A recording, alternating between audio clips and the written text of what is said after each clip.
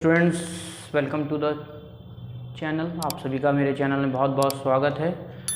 आज हम एक नया सब्जेक्ट स्टार्ट करने जा रहे हैं जिसका नाम है बिजनेस ऑर्गेनाइजेशन। बिजनेस ऑर्गेनाइजेशन अलग अलग यूनिवर्सिटी में बीकॉम में पढ़ाया जाने वाला एक सब्जेक्ट है जो लगभग हर यूनिवर्सिटी में पढ़ाया जाता है। तो आज हम बीकॉम के इस महत्वपूर्ण टॉपिक पर बात करेंगे, वो है हमारा बिजनेस ऑर्गेनाइजेशन। बिजनेस ऑर्गेनाइजेशन की वीडियोस को शुरू करने से पहले आज ही मैं इंट्रोडक्शन की वीडियो आप लोगों तक पहुंचा रहा हूं। इंट्रोडक्शन में हम समझेंगे कि बिजनेस ऑर्गेनाइजेशन में किस किस तत्वों पर ज़्यादा महत्वपूर्ण फोकस करा जाता है, किन कौन कौन सी चीज़ें जिस पर ज़्यादा फोकस किया जाता है, उसके बारे में आज हम इसमें जानेंगे। तो बिजनेस ऑर्गेनाइजेशन यानी व्यापारिक संगठन। तो व्यापारिक संगठन में तीन चीज़ें हैं: संगठन, प्रबंध और प्रशासन, यानी ऑर्गेनाइजेशन, मैनेजमेंट और एडमिनिस्ट्रेशन। इन तीन चीज़ों पर हमारी पूरी बुक में इन्हीं तीन चीज़ों पर गौर किया गया है, इन्हीं तीन चीज़ों के बारे में बताया गया है। संगठन यानी ऑर्गेनाइजेशन, प्रबंध यानी मैनेजमेंट, प्रशासन यानी एडमिनिस्ट्रेशन। तो आइए समझते हैं कि ये तीनों टॉपिक हैं क्या और इन तीनों टॉपिक के अंदर क्या क्या बताया गया है। आज थोड़ा सा इंट्रोडक्शन समझ रहे हैं।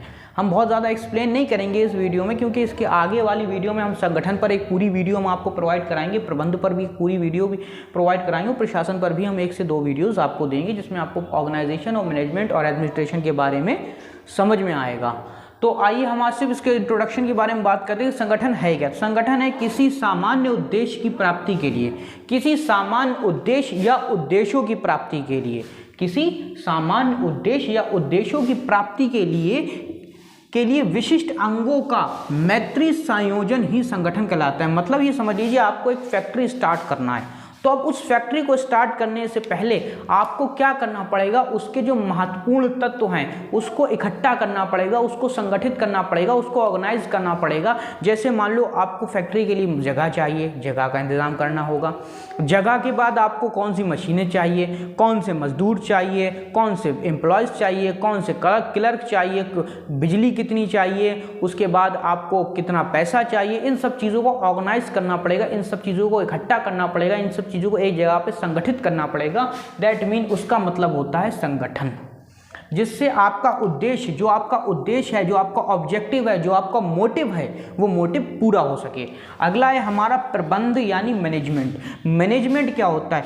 प्रबंध का तात्पर्य व्यापारिक उद्देश्यों की प्राप्ति के लिए, यानी जब हम किसी व्यापार के उद्देश्य की प्राप्ति के लिए उसमें नियुक्त कर्मचारियों को, भाई जब भी हमें कोई फैक्ट्री खोलते हैं तो उसके लिए क्या करते हैं? कुछ कर्मचारी नियुक्त करते हैं। तो व्यापारिक उद्देश्यों की प्राप्ति के लिए, यानी व्यापार में जो हमारा मोटिव है, व्यापार चलाने का जो भी मोटिव हो, लाभ कमाना या सेवा करना, तो उसके लिए, उसकी प्राप्ति के लिए उनमें नियुक्त कर्मचारियों को इस प्रकार नियोजित करना, मतलब उसमें जितने भी कर्मचारी यानी एम्प्लॉयज़ काम कर रहे हैं उनको इस प्रकार रखना, इस प्रकार उनकी प्लानिंग करना कि समन्वय, प्रेरित और नियंत्रण करना। मतलब उसको प्लानिंग करना, उसको इकट्ठा, उसको समन्वय करना, उसको एक सेम में रखना ताकि एक दूसरे से क्या कनेक्शन बना रहे, प्रेरित करना और उन पर इस तरह से नियंत्रण करना कि उद्देश्य की प्राप्ति, जिस उद्देश्य को हम प्राप्त करना चाहते हैं, उस उद्देश्य की प्राप्ति कम से कम लागत में, कितनी कम से कम लागत में तथा अधिक कुशलता के साथ हो सके, कम से कम लागत में और अधिक कुशलता के साथ हो सके, उसे कहते हैं मैनेजमेंट। मैनेजमेंट का मतलब क्या है कि अपने कर्मचारियों को इस तरह नियंत्रित करना, इस तरह से उनकी प्लानिंग इस तरह से करना, उनको इस तरह से रखना, उनके काम को इस तरह से बांटना कि क्या कर सके, कम से कम लागत में अधिक कुशलता के साथ हम अपने उद्देश्य को, अपने ऑब्जेक्टिव को, अपने मोटिव को पूरा कर सके। अगला आ गया प्रशासन यानी एडमिनिस्ट्रेशन। एडमिनिस्ट्रेशन क्या होता है? किसी व्यापारिक संस्था में प्रशासन का कार्य क्या होता है? नीति निर्धारण करना, नीतियों को बनाना, प्लानिंग करना नीतियों की, वित्त उत्पाद करना यानी पैसे की व्यवस्था करना और वितरण समन्वय स्थापित करना। वित्त उत्पाद एवं वितरण ही पर उत्पाद एवं वितरण एवं समन्वय स्थापित करना। सबको सामान्य रूप से देखना, सबके ऊपर सामान्य रूप से कंट्रोल रखना, किसी पर ज़्यादा कंट्रोल ना करना, किसी पर कम कंट्रोल ना करना, सबको सामान्य रूप से कंट्रोल करना, स्थापित करना। संगठन स्थापित करना, संगठन के क्षेत्रों को निर्धारित करना कि हमारा जो संगठन है, हमारा ऑर्गेनाइजेशन है, कितने हद तक फैला हुआ है, उसको निर्धारित करना तथा अंत में सभी कार्यों पर नियंत्रण रखना। ये था हमारा समन्वय, यानी ये था हमारा प्रशासन यानी एडमिनिस्ट्रेशन। तो एडमिनिस्ट्रेशन आपको समझ में आ गया होगा, क्या करना है, वित्त की व्यवस्था करना है, नीतियों का निर्धारण करना है और इस प्रकार कार्य करना है कि सभी पर नियंत्रण रखा जा सके।